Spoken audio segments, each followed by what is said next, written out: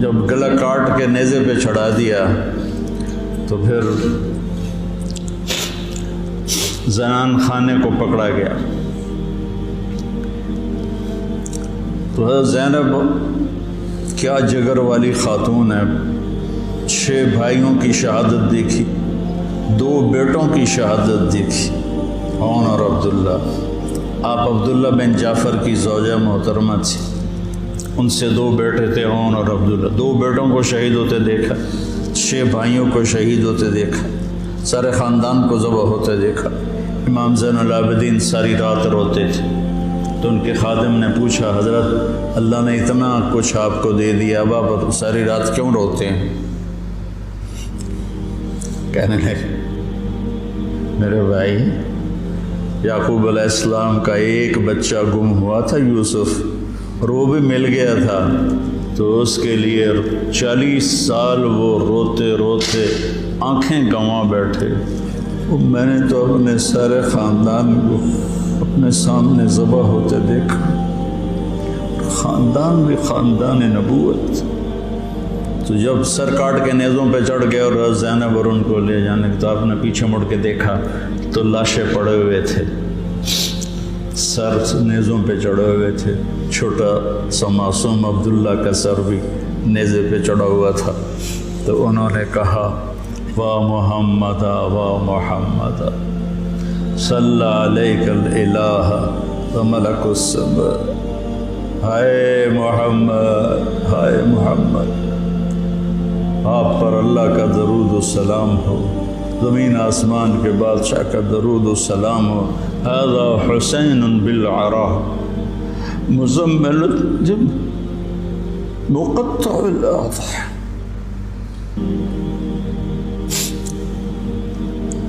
اے محمد، اے محمد، یہ حسین پڑا ہوا ہے، اس کا لاشا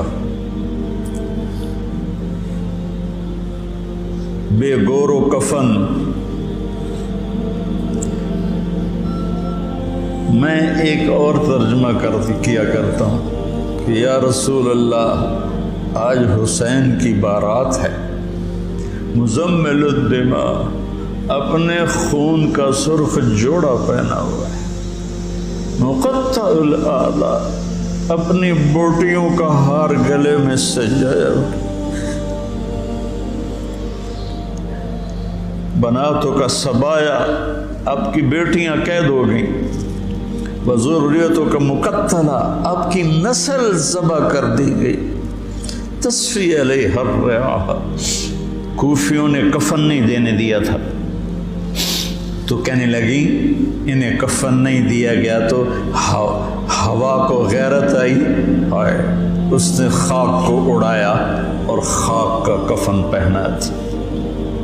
کوفے کے بازاروں میں سر پھرائے گئے اور ابن زیاد کے سامنے امام علی کا سر کٹا ہوا، اس نے ہاتھ میں چھڑی تھی، ہونٹوں پہ ماری، 1 دفعہ 2 دفعہ 3 دفعہ. تو زید بن ارقم تڑپ کے کھڑے ہو گئے، کہنے لگے اللہ کے واسطے یہ چھڑی یہاں سے ہٹا.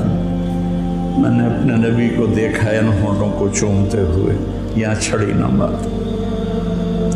ایک تو بوڑھا سٹھی آ گیا ہے، ورنہ میں تجھے بھی ساتھ ہی قتل کر دیتا.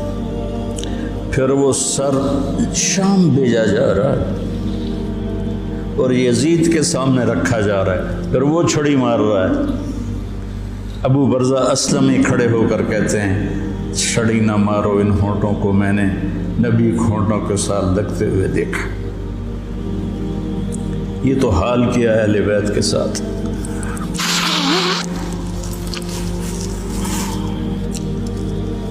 بہرحال میرے بھائیوں،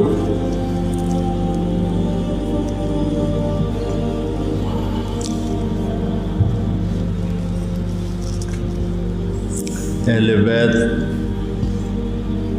آپ نے فرمایا اذکرکم اللہ فی اہل بیتی، اذکرکم اللہ فی اہل بیتی، اذکرکم اللہ فی اہل بیتی.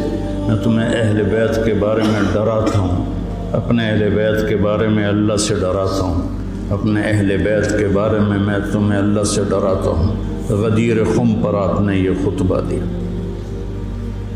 برادہ اسلمی آئے اور حضرت علی کی شکایت کرنے لگے تو آپ نے منہ پھیر لی. پھر شکایت کی تو آپ نے کہا برادہ کیا تجھے یہ پسند ہے کہ جس سے میں پیار کروں تو بھی اس سے پیار کرے؟ کہا جی بالکل. تو کہا پھر میں علی سے پیار کرتا ہوں.